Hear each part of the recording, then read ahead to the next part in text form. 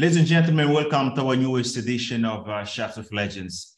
Today we bring you this very interesting actor from Toronto. He's going to tell us about his desires, his goal, what he's willing to achieve in the next couple of years. And we'll be telling a little secrets about what does it take to become a great actor. So stay tuned and don't forget to follow us on our social media because today we'll have these amazing shots with Andrew B. So stay tuned. I would like first to thank you for granting us this opportunity, this privilege of being able to know a little bit more about your work, about what you've been doing in the last couple of years, and know a little bit about your plan. What are you willing to achieve in the next couple of years? But before that, can you tell us how is Toronto today? How are you feeling today? How is your life going? Well, Toronto is a great city for the business. There's a lot of filming that happens in Toronto. I guess now, though, SAG-AFTRA's on strike, aren't they? Yeah.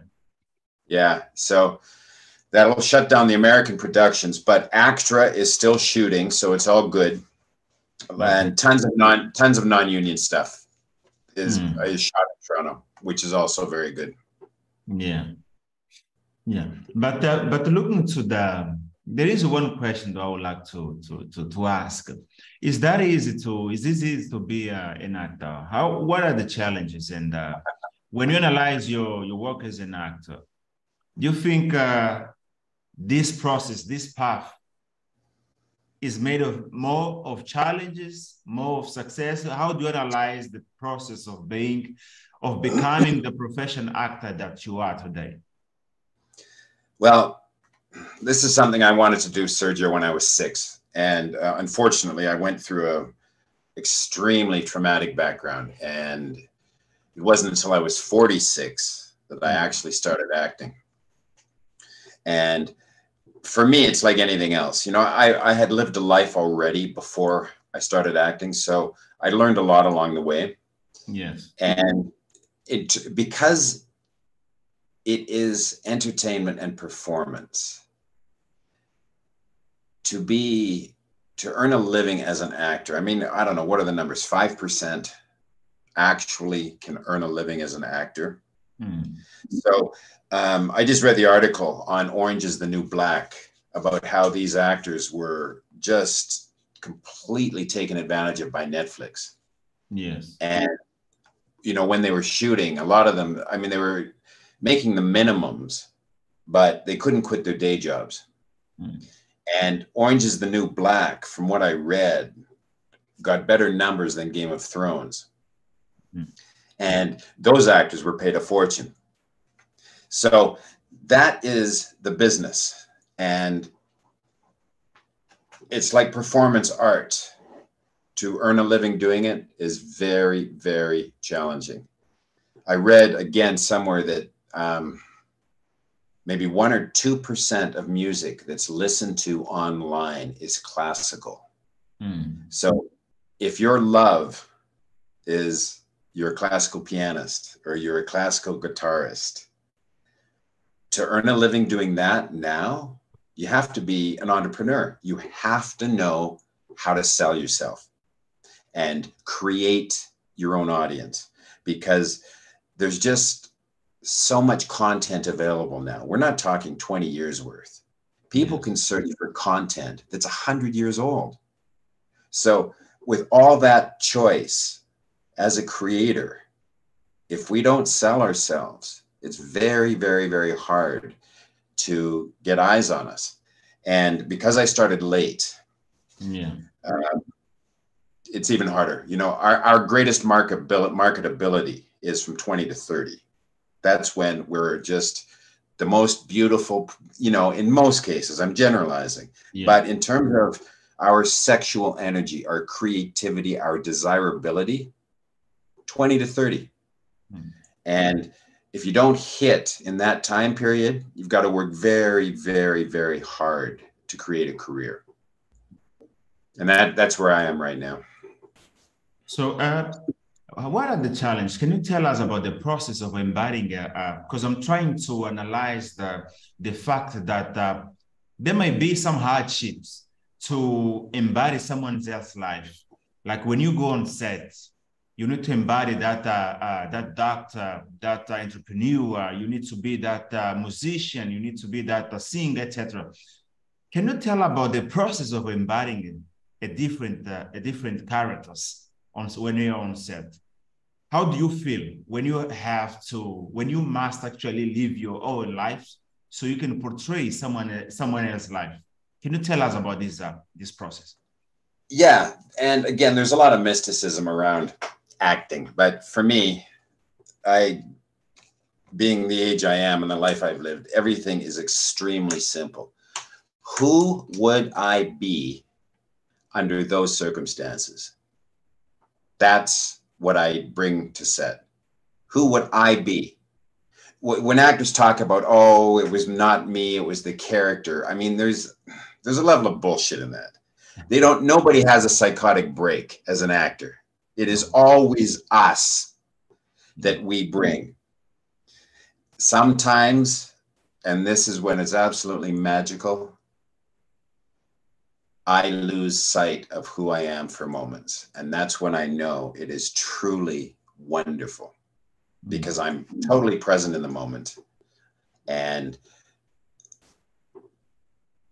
it's just a new reality, but it's still me. So the preparation, the training, it's like anything else. You play an instrument, you spend years training your hands to do the technique. With acting, the technique is being able to choose what you feel when you want to. And that takes, like anything else, a lot of training. Am I explaining myself? Yes, I'm listening. Yeah. So it all starts with the script, obviously, and the dialogue. Mm-hmm. And because I also had a learning disability growing up, I've got to run lines over and over and over and over again in as many different environments as I can possibly do it, because I can't take dialogue in. It's very, very difficult for me. And then when I get to set, I have to get into that environment and rehearse it as much as I can before they film. Otherwise, I'll fuck the lines up. So, yeah. I mean, that's my process. Our tool as actors is emotion. And the greatest actors have the greatest range of emotion. But you don't have to be a great actor to be a movie star. There are some kind of a criticism when people analyze Marvel movies, because they say that that is not a pure form of acting. How do you access this information? Again, it's just an opinion. I'm a no-name actor. I have no value in terms of my name, but for me, that's just a lot of people complaining and whining because it's not true art. But I've seen these guys, like Robert Downey Jr. is unbelievable as an actor. It's amazing, yeah. So to say that, well, it's Iron Man, it's not really good. It's like, you guys are just full of shit. You've got too much time on your hands. You've made too much money. And your voice has become too loud. I get your point. Yeah. Now, again, it's, for a studio to make $2 billion and have the accounting so that, well, we didn't make any money on that movie. I mean, they're just full of shit. Studios, like any other corporation, exist for one reason, and that's to suck as much money out of their product as they possibly can. And when I watch now, you can only do so many fight scenes. You can only do so much incredible CGI with Thanos in it, and it starts to all look the same. Mm. And it doesn't matter if it's a new environment. It's just, it's been done so much that unless you have that incredible human connection, for me, they become boring now because it's been done. Mm. And that human connection is about the actors being so totally present in the moment of their performance that just jumps out into the camera. that's what draws us in as human beings, is that incredible connection.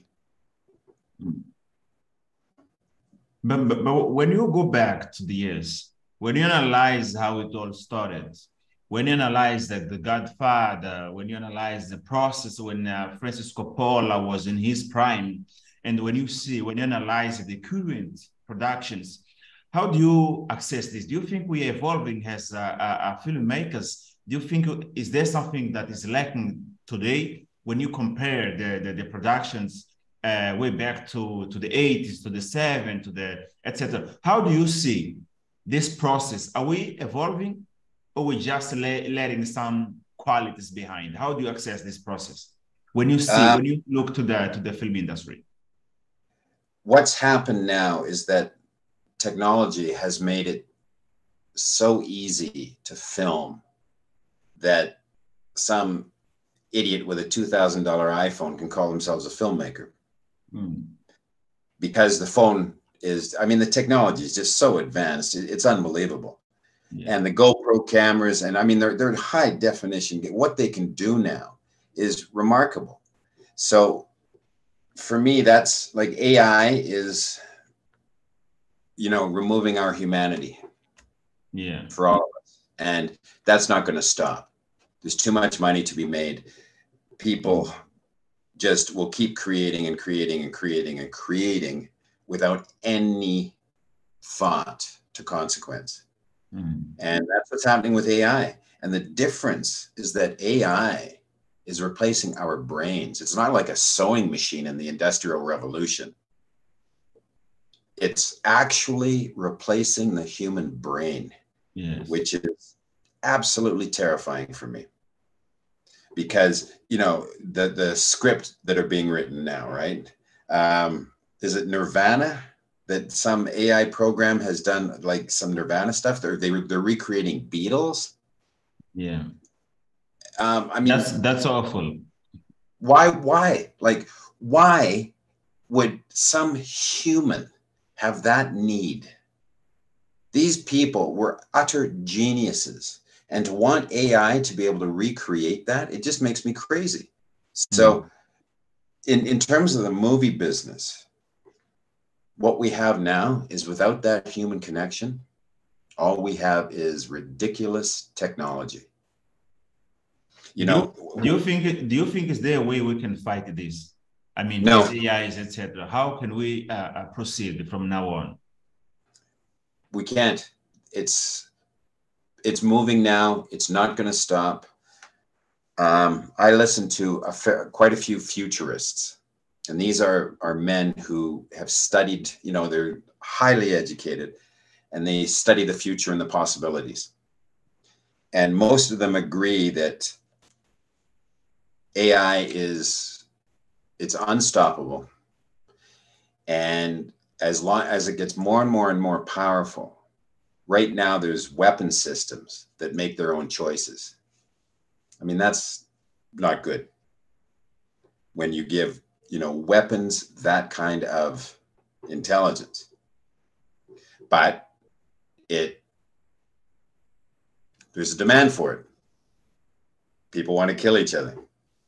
Yeah. And why not? If you can get technology that makes it that easy, why would you not do that? So the futurists that I've listened to, they talk in terms of a species, and that the human brain it's virtually infinite. It really is. Yeah. If you think you can, and you believe, and you back that with the action, yeah, you're going to create it. And that creative force is, again, it's almost infinite. What we can create when we believe in it and spend the time and the resources to get there. And if we don't move past, as a species, that need to create without consequence, they don't see us surviving past that. Yeah. And I tend to agree, because, when there's like 1 billion people on the planet, that's okay. But with 8 billion people, and we're all screaming for the same resources, yeah, and hatred and greed and fear and corruption, That drives pretty much most of human nature. So I see that, and when I make, I shoot my own short films, and the main thing that I focus on is the human connection. That's what I want, is just, let's have conversations, let's make them entertaining, let's make them interesting, but keep that human connection. Yeah. So when you analyze the fact that some great actors that paved the way actually are retiring now, I'm just looking at the fact that in the next couple of years we'll see actors leaving behind their active reality, because we have seen many actors, brilliant actors that paved the way, that are saying that, well, I'm retiring because it's time to retire, etc.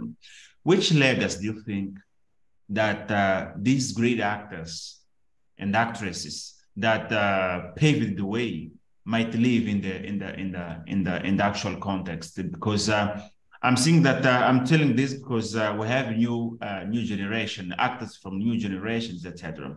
Do you think that is there kind of a link that allows the new actors, the newcomers, to swallow or learn a little bit more with these people, with these great actors that paved the way, so they can continue with this, how can we say, this kind of a quality of a production? Or you think that we need to break the cycle so we can create a new kind of actings, etc.?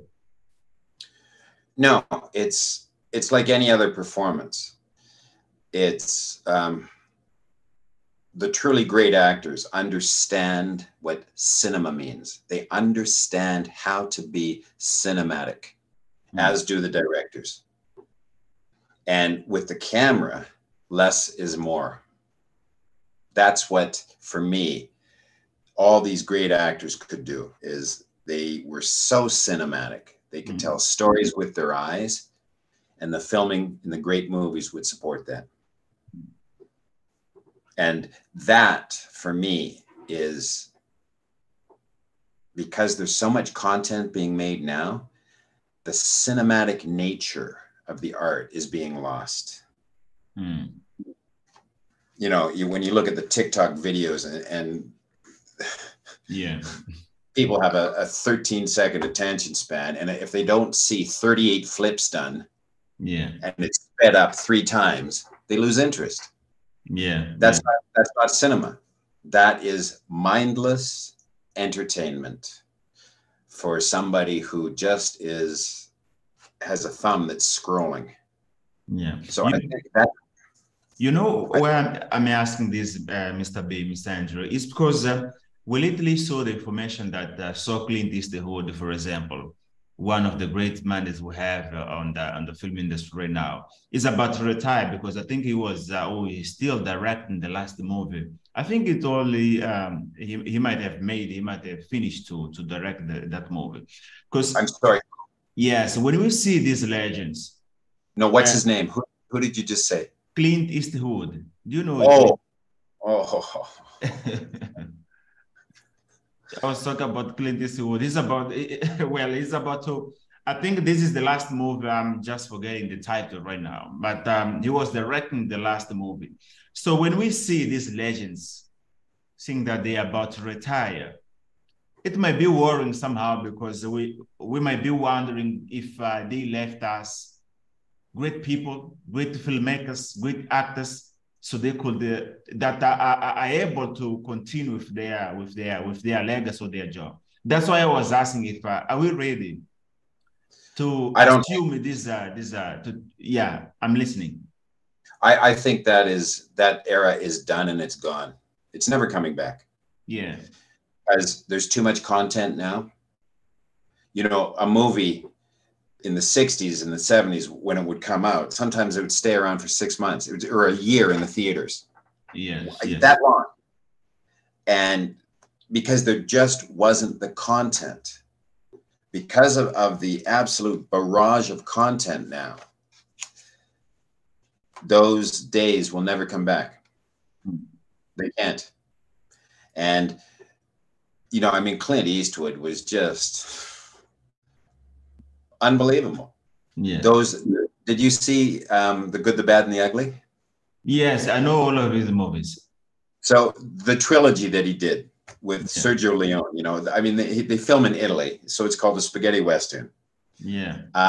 But just those movies were so unbelievably well done because they would sit in a scene and let the emotion play out.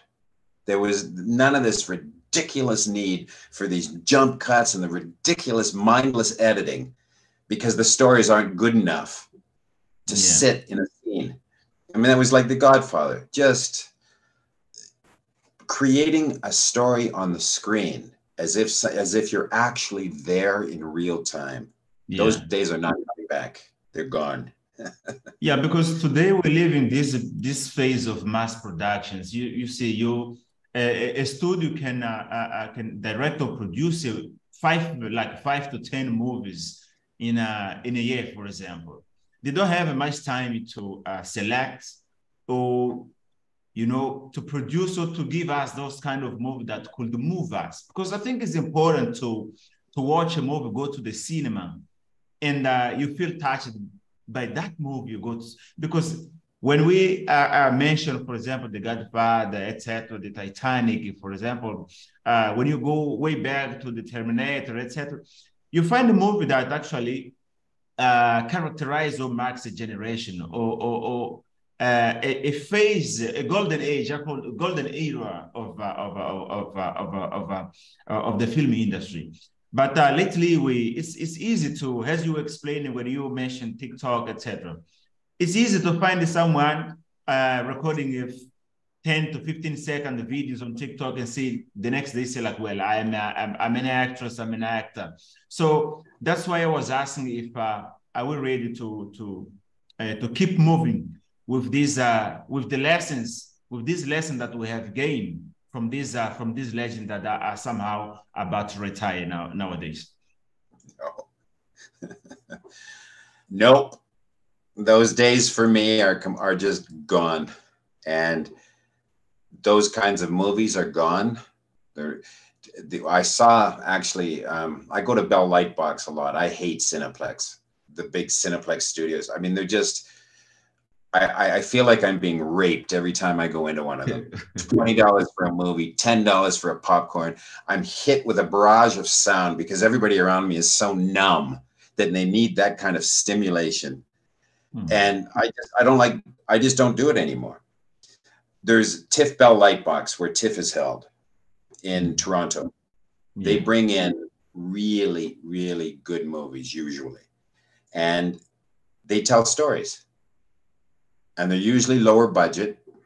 So there's no money for that kind of technology or the CGI. So that, I think, those types of movies will always be around. But again, the evolution of technology has created so much content that, you know, I mean, we have just too much choice now. Yeah. It's even, I mean, it's reducing the value of humans. It's reducing the value of actors. Yeah. Part of what I read about the strike now is that actors who, it's like with Orange is the New Black, you know, Netflix would never release their numbers. But when it came out that this thing was a worldwide phenomenon and how much money it made Netflix, and the actors are saying, well, what about us? Can you tell us, how did it all started? I mean, I'm talking about the process of dreaming of becoming an actor. Can you talk about the people that actually have impacted this decision of yours to be to become this actor? Can you talk a little bit about these first steps, your first steps, I mean, and the influences you had during the process? Yes, the person who impacted this was my evil mother. Okay. She lived a terrible life. She was a very bitter, angry, unhappy woman, and just I went through so much trauma with her growing up that she stopped anything I wanted to do. So the idea of being an actor, forget that. I mean, that just, that was stupid. That was ridiculous. All that stupid stuff that parents do. So it was a dream. Some people are born knowing what they want, right? Yeah. I was one of them. When, you know, I've read so many stories of the great performers, and for a lot of them, they just grew up being able to do the thing they loved. They might have had abuse in other areas of their lives. They might have been a complete mess, but in the thing they loved to do, they could immerse themselves. So, you know, by the time they're 20, they've done it for 10 or 15 years. And their belief is incredibly powerful in themselves. So I had none of that. I just had to spend my life healing myself to create a belief that, okay, I'm 46, it's time to do this. I can now go after the dream. And so it was never about one person except my mother, who stopped me. Yeah. But I didn't have support. I didn't have love growing up. I didn't have any of that stuff that one would expect in, you know, Canada that would happen. I mean, it's not like we're in misogynistic countries. We're in war-torn countries. We're in third world countries. We were in Canada. But my experience growing up, I may as well have been in a war-torn country, because that's what it did to me. Put me in just a mess. Are you happy with your path when you analyze this whole process, your fight, your struggles, the dreams, goals, etc.? Are you happy with your path? Do you think you're satisfied, or there is something that you still have to do? Yeah, absolutely. I mean, my dream, I wanted to be, as a child, a famous actor. That was the dream. Yeah. Do you still have that dream? Oh, it's huge. I mean, I'm 61 now, and I've still got the fire. I'm not slowing down. So many of my friends around me, I look at them and I look at their lives, and, you know, they've pretty much done what they want. They're slowing down. They're picking up their hobbies, right? That's not me. I still have that fire. And I've had so much training in my life that I understand that it's never about talent. It's about belief. Yeah. Belief drives every single thing on this planet. And that's what I've been doing, is increasing my level of belief. I've been calling Tarantino's people. Yeah. Because I want an audition for his last movie. Yeah. And the fact that I can... We hope you get there. Well, you know what? It's, again, they're so well insulated. It's very, very hard to get any material to these people. And I understand why they're insulated. They have to be. Yeah. But the fact now that my belief is strong enough to be able to do that, that's how far I've come, Sergio. Yeah. I believe in myself enough that I can call his office and say, I want to work with him. What do I have to do? So that's really what the journey is. Yeah. I love shooting as much as I possibly can, be in front of that camera. That is the goal. Yeah. No, it's amazing to feel this passion of yours, this desire, this focus, this will of achieving the thing you're fighting for. It's amazing, and actually we'll be waiting to see you in the biggest screen and being part of the biggest project. We know you'll get there. I think it's a matter of time. It's a matter of time until you get that opportunity of being part of this big movie we see on the screen. And we wish you all of the best. We wish you luck and etc. Yeah. Thank you. I appreciate that. So we would like to know, is there any project, before we finish our chat, is there any project you feel proud of being part. I mean, I'm talking about the movie project you were part of. Is there something you see when you look behind, you see like, well, I was part of that project. Can you tell us about this particular project of yours that you're proud of? Actually, yes. Last summer, I shot something called Vampire Zombies from Space. Okay. And it's a restricted satire. Yeah. And shot it in black and white, and it's a throwback to, you know, the space movies of the 50s. But I cannot wait to see that. It'll probably be in post for another 6 months to a year. But it was brilliantly written. The filmmaking was incredible. The director knew exactly what he wanted. And a lot of it is tongue in cheek. So the way that they let me play the role is I could overact, knowing I was overacting, knowing to the audience that this is how we did it in the 50s and I'm doing it on purpose. So yes, that is the one I really, really can't wait to see. And I hope there's going to be a theatrical release for that, because the concept it's just a very, very good concept. And shooting it in black and white the way they did, it's a good throwback movie. Yeah.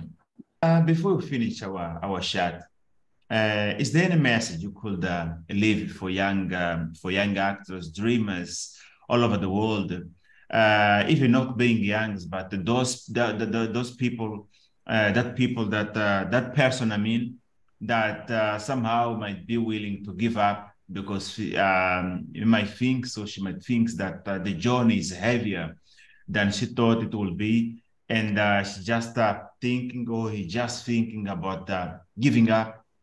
Is there a message of encouragement, a message of hope you could leave to those people that are willing to give up because they are not believing enough in their dreams, in themselves?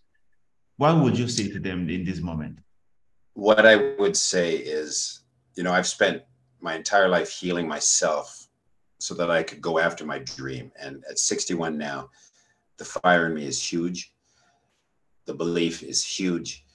But do not make the mistake of leaving your career in the hands of your agent, your manager, anybody. Heal yourself, get into therapy, do whatever you have to do so that you can understand you make this career happen on your own. You do not wait, ever. That is the biggest mistake that people make in this business. And I don't care if it's directors or writers, it's the same thing. Learn how to sell yourself and put your stuff out there. That's my advice. No, that's great to hear. I mean, it's about the passion, right? And just for me, I can't wait to hit my big role. And I've been doing this for 15 years now. And sometimes it fucking makes me crazy, but it's still there. So I keep plugging away. And I have one or two people that I can trust that support me. And I do not wait for my agent. I do not wait for anybody. I make my career happen on my own. So that's the advice. Go for it on your own. No, thank you. It was a pleasure to have you here on Chat of Legends, Mr. B. We hope to have you in the next opportunity, and we wish you all the best during your path, during your career, and we hope to see you in the bigger screen in the next couple years, couple days, in the next few days. I think it's better say this way. Thank you. I really appreciate talking with you, Sergio. Yeah, the pleasure was mine. It was profoundly mine. So wish you a great day. See you in the next opportunities. Sounds good. Bye-bye. Yeah. Yeah. What an amazing chat we had today with Andrew B., who told us about his goals, about what he's willing to achieve in the next couple of years. It was a pleasure to have you there. We felt your presence. We hope to see you in the next episode of Chat of Legends. See you there.